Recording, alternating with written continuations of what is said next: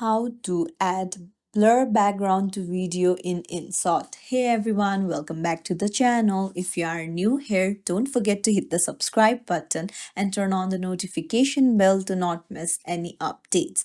Today I'll show you how to add a blur background to your videos using the Inshot app. This trick makes your videos look professional and cinematic, perfect for YouTube, Instagram or Reels. So let's get started. Open up your Inshot app and then tap on video and then choose the video that you want to edit.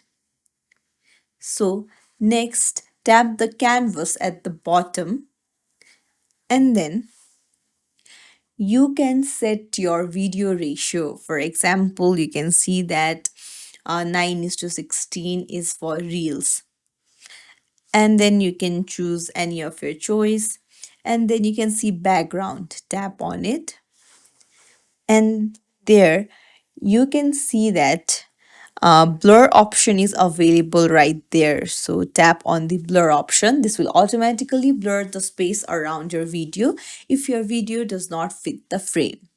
And then you can also change the background color if you want to.